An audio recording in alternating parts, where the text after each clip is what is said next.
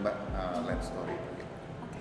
Land Story ini adalah online marketplace untuk jasa fotografi. Mbak, tunggu bentar Mbak. Apa tuh? Kita sambung ya ke part 3. Oke guys, selamat datang kembali di part 3 ngulik plus ngobrol soal asik tapi penting, plus makanya plus actionnya. Nah ini ngomongin masalah action ya, gimana? Kita akan ngomongin masalah branding yang akan diceritakan dengan Mbak Rifa gitu kan, dengan usaha suksesnya ini, supaya kalian juga tahu bagaimana sih caranya kiat-kiat untuk mengetahui story sejarah dari berdirinya sebuah perusahaan yang dibangun dari keinginan passion yang sangat besar gitu. Oke. Yang terakhir kan tadi pertanyaannya apakah itu Land Story? Land Story itu sebenarnya perusahaan punya Mbak sendiri, betul kan? Betul. Nah, oke. Berarti kita mau denger dong ya. Jadi Mbak Rifa ini gimana sih Mbak sejarahnya Land Story dibuat tuh kayak apa? Kenapa harus fotografi? Oke. Jadi aku jelasin dulu Land Story itu apa. Land Story itu adalah online marketplace untuk jasa fotografi. Jadi online marketplace itu apa? Gampang ini aku sebut merek aja yang populer kayak Tokopedia sama Shopee.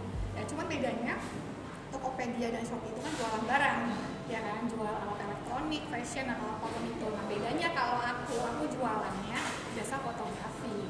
Jadi sebenarnya secara garis besar bisnisnya seperti itu. Terus kalau ditanya kenapa fotografi gitu kan, kenapa aku bikin bisnis yang si Land Story ini. Jadi awalnya pas aku kerja di Lazada itu tuh aku menemukan passion aku di e-commerce. Aku tuh pertama kali kenalan dengan e-commerce ketika masuk ke Lazada. I really fell in love with business gitu kan. Sehingga aku pikir kalau suatu saat gue bikin usaha harus di e-commerce. Nah, tapi e-commerce apa? E-commerce kan bisa jual barang dan jasa apapun gitu kan. Kalau mau jual barang consumer products yang kayak Tokopedia dan Shopee, how can I compete? Mereka udah gede banget gitu. Jadi aku mikir gitu, apa sih ya bisnis e-commerce apa sih yang belum disentuh, yang belum ada di Indonesia gitu. Terus aku sadar ya udah pakai hobi aku aja. Hobi aku adalah jalan-jalan dan foto pas lagi jalan-jalan. Sama dong. Iya. Aku tipe orang yang appreciate proper fotografi gitu. Iya, Lihat aja banget. Instagram gue nggak ada foto yang blur gitu kan. Nggak ada Bapak foto ini yang- kameramen ini, wah ini juga fotografer handal dia. Iya, gitu.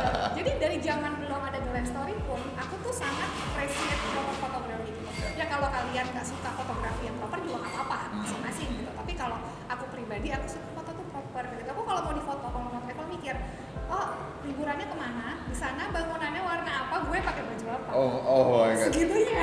Gila, kalau sebutannya ada man with a plan. Ya gila.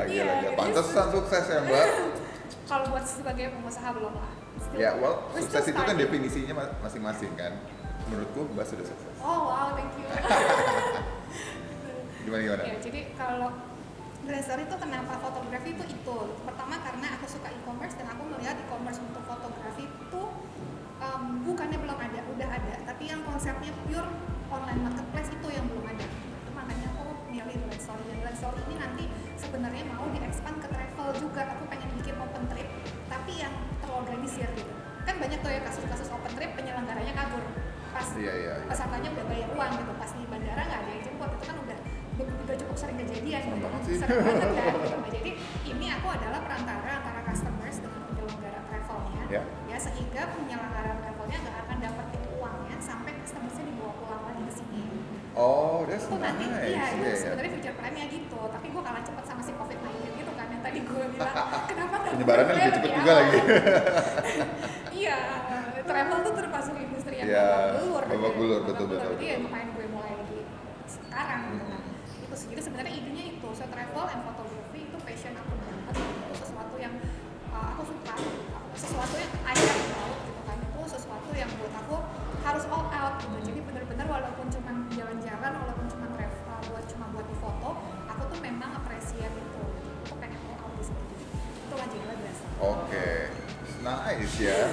Jadi emang berangkat dari hobi dulu nih. Jadi akhirnya menjadi fire.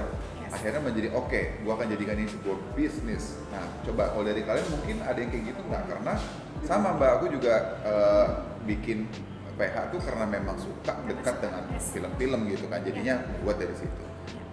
Menarik. Jadi memang kadang-kadang orang kayak suka berkontradiksi ya dengan apa yang dia suka sama dibikin bisnisnya tuh nggak sesuai gitu. Jadinya kayaknya agak kurang berapi-api gitu kayaknya kan. semoga saya sotoy. Enggak ya gitu ya. Nah ini kok boleh tahu Bulan Story itu kapan berdirinya? Bulan Story itu sebetulnya udah berdiri sejak November 2017. 2017. Waktu itu aku bahkan masih kerja di Lazada sebetulnya, belum Oke. ke Gojek. Itu sempat kepikiran sebenarnya resign dari Lazada itu adalah pengen fokus ke Bulan Story supaya sesuai timeline nih, Yeah. jadi karyawan 10 tahun aja gitu kan. Tapi ternyata bisnis tahun pertama tuh berat banget, uang tuh habis banyak banget untuk website development, untuk digital marketing, untuk mengenalkan brandnya gitu kan.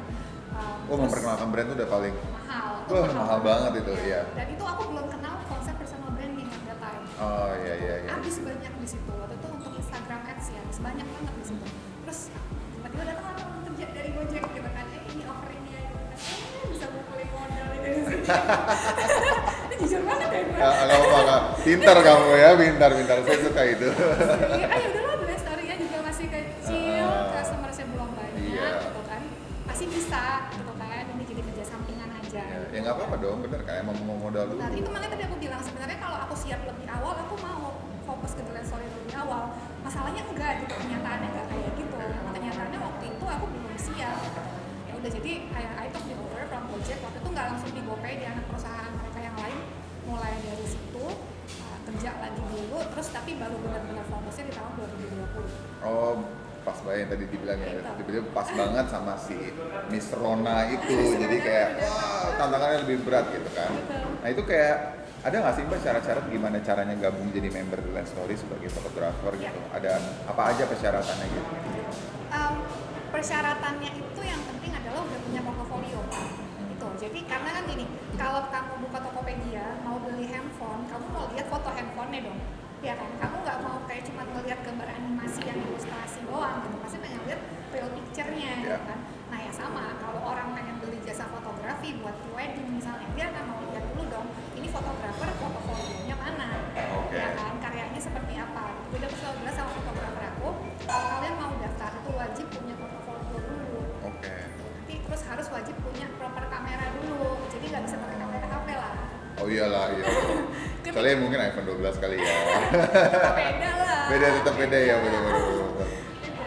Ya, itu kayak kalau cara konsumen atau kliennya gitu mau memakai jasa dari The Lens Story itu gimana? Maksudnya tinggal klik di pakai apps tertentu, maksudnya pakai app sendiri atau ada di website langsung atau gimana? Kita masih website. Masih belum- website. Ya, belum bikin Android sama iOS application. Untuk rencananya sih itu max plan kita, tapi ntar dulu. Terus sekarang kita lagi memperkaya payment engine kita dulu.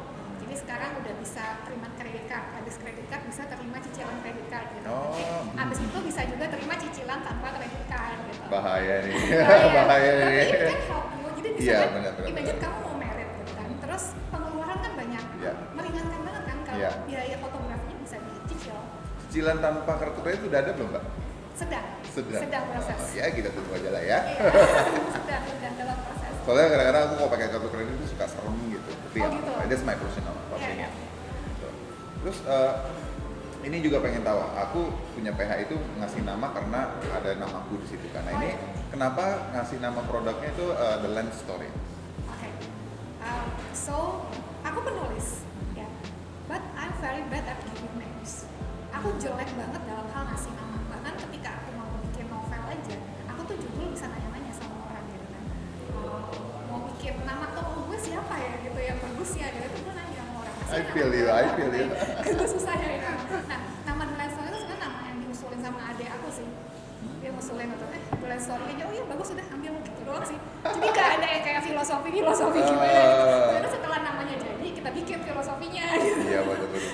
Karena kadang-kadang kalau terlalu sudah mikirin filosofinya tuh Nggak malah jadi-jadi. nggak jadi-jadi gitu, Iya, kelamaan mulai-mulai. gitu. Dan lagi pula The Lens Story itu cukup simpel.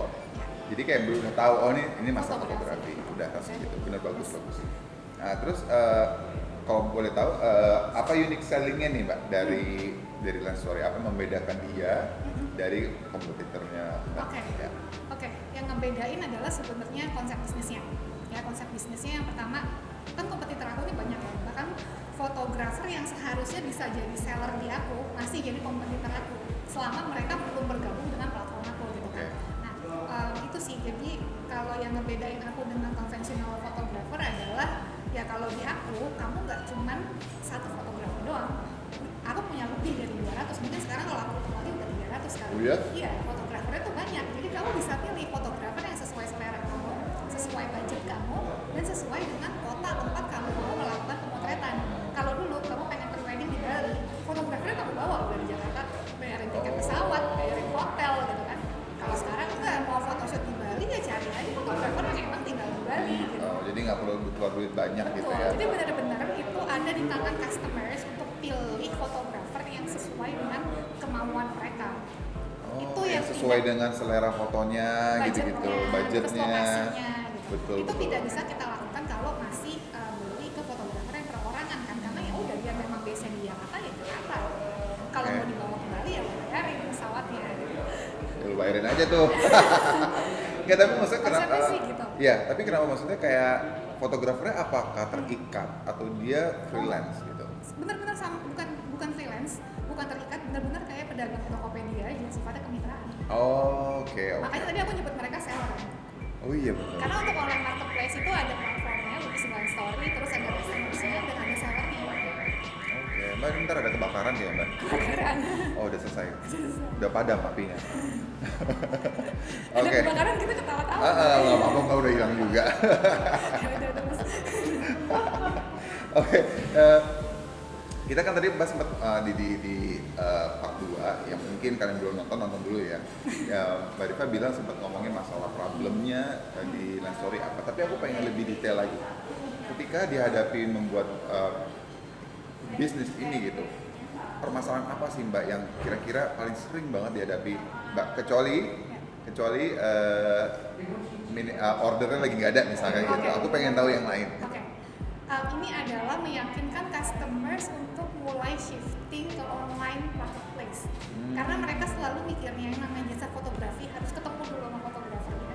Ya kan harus ngobrol dulu face to face baru order gitu. Ya. Nah, beda sama kalau orang dulu ya disuruh beli barang secara online aja tuh reluctant. Aku tahu banget karena kan aku di Lazada ketika online marketplace tuh baru mulai. Karena Lazada kan termasuk salah satu platform. Iya pioneer. Iya kan, sebelum ada Shopee udah ada Lazada duluan bahkan gitu. Dia tuh bareng lah sama Tokopedia kurang lebih gitu. Nah, itu tuh aku ngerasain banget gitu. Nah sekarang kerasa lagi nih ketika aku di jasa fotografi orang mikirnya Sejarah diulang. iya sekarang berulang beda produknya aja gitu. Itu sih yang lumayan berasa. Ada yang sampai oh ya tapi aku mau lihat dulu kantor sorry baru bisa gitu. Oh. Mereka takut banget uangnya kita bawa lari Tapi gitu. Mbak gimana tuh menghadapinya, kayak ya udah deh nggak apa-apa, apa kayak bawel deh gitu atau Aku gimana? lakuin aja apapun yang mereka mau. Kalau mereka mau ketemu dulu mau lihat kantor kita ya datang aja. Yang paling ekstrim apa konsumennya? Yang paling ekstrim mereka nelfon vendor aku untuk buktiin kalau aku memang kerjasama sama mereka. Jadi vendor sewa baju, vendor make up gitu. Mereka ngecek emang bener ya kamu kerjasama sama Lens Story dan aku nggak melihat itu sebagai insult. Menurut aku nggak apa-apa. Ya duit aja malah nanti dan mereka orang-orang yang dulu nggak percaya sama kita sekarang jadi the best promoternya kita. Teman-temannya dia terus jadi customer-nya kita. Dia tuh mempromosikan gitu. Jadi once kita berhasil mendapatkan trust-nya mereka, mereka tuh akan menjadi orang yang mempromosikan produk kita justru gitu. Word of mouth gitu kan. Iya sih benar, berarti gila ya Mbak ya. Saya masih amazing loh tadi. Off kamera aja ngobrol masih amazing gitu karena kok kayaknya yakin banget gitu, kayaknya tuh belief gitu. Nah itu tuh sebenarnya nggak semua orang punya, betul? Itu namanya law of attraction. Yes. Kalau Yes. kamu merasa kamu nggak akan berhasil, Nggak akan gerak berhasil. tubuh kamu, posisi duduk kamu, cara kamu ngomong itu mencerminkan yang bikin orang tuh nggak yakin sama kamu. Gitu. Orang nggak akan mau ngasih kamu kesempatan karena kamu nggak kelihatan pede gitu loh. Udah beda belum saya? Gitu, itu sih jadi my insecurity is my problem. Orang lain nggak perlu tahu. Itu sih. Aku punya insecurity. dan aku punya That's rasa- quote of the day. Iya. My insecurity is It's my not your problem. Iya. It's not your problem, right? It's not your problem, it's Yeah. my problem. It's Jadi my problem, ketika yeah. orang lain berurusan sama aku, baik itu karyawan aku, baik itu customer aku, mereka nggak perlu tahu insecurity aku apa gitu, nggak perlu tahu gitu ya. Nggak perlu curhat lah ya ibaratnya. Nggak perlu gitu. Jadi ya kalau dibilang kita humble sih humble, tapi bukan berarti bisa selalu nunjukin gue takut nih gitu kan. Gue gini, gue gini. Sesekali curhat nggak apa-apa, bukan berarti nggak boleh. Yeah. Itu harus untuk menjaga kesehatan mental kita, tapi ada batasnya. Betul. Jadi ya, jangan keseringan curhat ya bun. Karena orang udah seringnya gini loh, orang banyakan curhatnya daripada usahanya, itu yang bahaya. Oh, jadi kayak kebanyakan cerita tentang permasalahan perusahaannya. Jadi orang kayak lama-lama, apaan sih gitu. Iya betul. Oh, jadi kalau nggak reliable, nggak ini, nggak itu gitu. Jadi kayak dibilang gini kan, lo tuh kayak ngeluh dari sumur lo sendiri gitu. Apalagi sekarang sumur ini punya gua gitu kan, masa gua jelek-jelekin bisnis gue sendiri gitu kan. My own baby. Agak-agak ini ya, Aneh banget kan, gitu agak-agak sih. aneh. Ya. Itu juga yang harus berubah. Itu kita udah nggak bisa sembarangan curhat kalau udah jadi pengusaha. Oke. Itu beda banget. Apa? Mohon maaf sih udah pakai kacamata kayaknya. Jadi pengen tahu kalau misalnya mau menyewa jasa berarti caranya ke website gitu kan. Kalau mau ke Instagram The Lens Story atau ke Mbak Rifa langsung? Dan soalnya ada sendiri. Lens Story ada sendiri, pasti dong ya ada sendiri. Oke, aku pernah lihat kok. Ini cuma buat penonton aja. Jangan lupa ya. Iya, follow jangan lupa kita follow. Kalau ini mungkin terakhir ya. Terakhir nih, gimana boleh nggak sih Mbak kalau diberi kisi-kisi untuk para youngsters atau orang-orang yang sedikit tua seperti saya gitu, yang mungkin mau memulai bisnis startup yang sejenis, maksudnya di bidang kreatif atau kan di fotografi, jasa fotografi gitu. Secara finansial dan seberapa lama sih awal The Lens Story-nya launching sampai akhirnya bisa return of asset (ROE) atau mencapai tingkat awal profitabilitas yang positif? Oh sampai sekarang belum untung sih bisnisnya. Belum. Makanya tadi aku bilang aku mendirikan cerita media untuk CB silang untuk mendanai jalan story-nya gitu. Kenapa? Problemnya bukan di bisnis fotografinya, problemnya adalah di teknologi bisnisnya. Di sini aku mengawinkan antara online marketplace dengan fotografi, si online marketplace ini. Dan itu bukan cuma aku doang ya. Kalau teman-teman pengen bisnis yang langsung untung, jangan pernah mulai bikin tech startup. Tech startup itu rata-rata baru untung di tahun ke-10. Rata-rata. Ada yang lebih lama, ada yang belasan tahun baru untung. Beneran. So, jadi gitu ya. Kenapa? Kalau mau ditanya kenapa gitu ya, kenapa alasannya? Karena butuh waktu untuk meyakinkan orang bahwa ini kan suatu produk yang baru kan. Ya kalau lu jual kopi, kamu udah biasa minum kopi, ya udah lu tinggal nyobain doang, kalau suka beli, nggak usah diyakinkan lagi kopi itu bagus, enak. Nggak perlu, karena udah tahu. Atau apalagi kalau produk yang primer kayak jual beras gitu kan, ya lu pasti makan beras gampang jualnya. Tapi kalau kita menjual teknologi baru, orang lain tuh akan, apalagi kalau orangnya sorry gaptek gitu kan, ini ngapain sih ribet banget mesti download aplikasi gitu kan. Saya agree banget tuh. Iya gitu, jadi terus orang mikir ini gimana cara kerjanya, ini kalau duit gue dibawa lari gimana. Iya, gitu kan. tapi apakah sesuai data Mbak? Maksudnya 11 tahun atau 10 tahun baru balik itu tuh? Itu kan aku dulu lama kerja di finance company. Oke, saya shock. Ada Ya. yang lebih cepat, Tapi rata-rata segitu. dengan Mbak sendiri tahu seperti faktanya kayak begitu, berarti Mbak juga kayak ibaratnya gali lubang tutup lubang gitu nggak? Nggak gali lubang. Kalau gali lubang tutup lubang kan artinya hutang, bukan hutang. Tapi dalam artian aku bikin bisnis lain, cerita media ini yang memang berproduknya tuh penjualannya tuh langsung untung, terus waktu budgetnya tuh selalu positif. Oke, Kalau jadi Grand Story makin banyak jualannya makin gede ruginya. Oke. Karena ada unsur subsidi di dalamnya. lumayan nih, saya pusing kepala mendadak. Tapi nggak apa-apa. Kalau begitu, oke, ini kasih tahu deh Mbak, gimana kisi-kisinya untuk para teman-teman penonton, youngsters dan sebagainya gitu, untuk kayak bisa menjalani bisnis dengan tadi fakta-fakta yang sudah dibilang sama Mbak Rifa gitu kan. Saya masih lemes nih, tapi nggak apa-apa. Coba Mbak silakan. Tadi kan aku udah bilang Ya. first step-nya adalah nyiapin mental, ya. Lalu second step-nya adalah tahu dulu mau bisnis apa, ya kan. Baru nanti yang ketiga dari situ kamu gerakin ya. Udah kalau itu bisnisnya adalah misalkan pengen bikin online marketplace untuk fotografi seperti di Grand Story ini, berarti next steps-nya apa gitu. Nah, untuk menentukan next step, pengalaman kerja itu sangat berpengaruh. Nah, kalau misalnya kalian mulai bisnis ya dan bingung, ada area-area yang kalian nggak kuasai, carilah co-founder gitu. Dan kalau cari co-founder, carilah orang yang mempunyai keahlian yang tidak kita miliki. Jadi kalau kamu udah ahli di kreatif, cari co-founder jangan yang kreatif lagi gitu. Misalkan Karena kamu, sama aja bohong sama gitu aja kan. bohong. Kalau kamu nggak ngerti finance-nya gitu, misalkan nggak ngerti cara bikin pitching deck, ya carilah orang yang background-nya finance gitu, buat bantuin di situ, buat bantuin bikin financial modeling, karena itu salah satu komponen penting dari pitching deck misalnya. Atau misalkan kamu nggak ahli kayak aku tuh nggak ahli di kreatif, makanya karyawan tetap ya, karyawan tetap pertama aku itu adalah desainer. Jadi bisa gitu. Tapi kalau misalkan nggak mau cari co-founder, ya berarti kamunya yang harus punya pengalaman kerja cukup lama dulu. Itu alternatif yang aku lakuin by the way. Aku nggak pengen cari co-founder, tapi jadi mereka tuh aku rekrut sebagai karyawan, bukan sebagai co-founder. Beda ya, kalau co-founder kan sama-sama punya saham gitu kan. Nah ini enggak, mereka sebagai karyawan aku, tapi aku menutupi dengan kerja dulu gitu, supaya aku tahu nih, oh tim marketing tuh kerjaannya ngapain aja sih, cara bikin strategi pemasaran tuh gimana gitu, tim operasional tuh gimana sih, customer service yang baik tuh yang kayak apa sih gitu. Jadi seenggaknya at strategic level aku tuh tahu gitu caranya gimana, aku harus rekrut orang yang seperti apa. Jadi Mbak pelajarin dulu semua itu? Betul, pelajarin itu dulu, itu yang aku lakukan selama 11 tahun jadi karyawan. Berarti pengalaman kerja, mental, itu selama 11 tahun yang seperti Mbak Riva lakukan itu harus kalian bener-bener pelajarin to the details, to the bones. Karena kenapa? Kalau enggak, begitu keluar untuk memutuskan, nggak ada tuh yang namanya, gue nggak tahu caranya, ini. Walaupun belajar itu seumur hidup ya. Cuma permasalahannya adalah kita harus tahu betul, makanya kerja di kantor itu nggak salah. Tapi mungkin kalau emang kalian tujuan akhirnya pengen jadi pengusaha, kalian harus bisa cari pengalaman kerja, begitu. Gila banget. Ini part 3 yang sangat menyenangkan loh Mbak. Kayak sebelum main. Oh, satu lagi yang penting. Oke, apa? Kalau modal kerja, ya uangnya jangan ditaruh di tabungan, investasiin.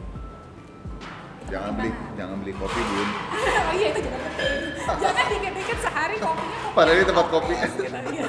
Nah, maksudnya kan boleh ngopi, tapi jangan at the level yang berlebihan. Karena kita harus mikir juga di zaman masa pandemi ini gitu kan. Investasi juga penting, begitu? Jadi kalau nabung itu kan paling bunganya setahun berapa persen gitu kan. Itu kalah dengan nilai waktu uang. Betul. Ya kan? Jadi uang kita bisa ya secara nominal, misalkan kita nabung modal kerja 200 juta ya di rekening tetap 200 juta nilainya gitu kan. Tapi ya 200 juta daya belinya udah berkurang kan, udah nggak se-wow dulu nominal yang sama. Jadi makanya mendingan diinvestasiin. Misalnya saham, emas. Iya sih kayak gitu. Itu emas paling penting tuh ya. Paling gampang. Paling gampang. Emas paling gampang. Jadi begini Pak Aldi. Hilang iniannya. Oke, Mbak Riva terima kasih banget untuk 3 part yang sudah bisa ngasih info yang sangat banyak banget dan berguna sekali, terutama buat gue juga gitu kan, karena pasti teman-teman di rumah atau di handphone atau dimanapun yang sedang menonton pasti butuh sesuatu itu gitu kan. Jadi berguna banget ya Mbak. Gue ngomong berulang kali karena ini lumayan jadi penyegaran gitu kan, sekaligus menjadi penyegaran buat gue juga gitu. Oke, terima kasih Mbak sekali lagi untuk dukungannya gitu. Teman-teman, untuk semuanya para penonton, terima kasih sudah nonton Ngulik Plus. Terima kasih juga kepada Kopi 5 Detik. Terima kasih juga untuk semua Imato Project, Warung Dimsum, Idea Hub, dan terakhir Kopi 5 Detik lagi di Tebet. Oke, jangan lupa untuk nonton episode selanjutnya di Nguliknya JRW Box Media. Kira-kira nih akan terus gue ulang. Coba ayo, siapa yang akan mau kalian undang? Siapa kira-kira yang kalian tertarik untuk dibahas atau kalian butuh suatu informasi yang penting untuk karir kalian atau lifestyle kalian atau apapun gitu. Oke, terima kasih, jangan lupa like dan subscribe dan nyalakan tombol notification-nya. Terus bersama gue Kifaiska, ditunggu di episode selanjutnya. Dadah.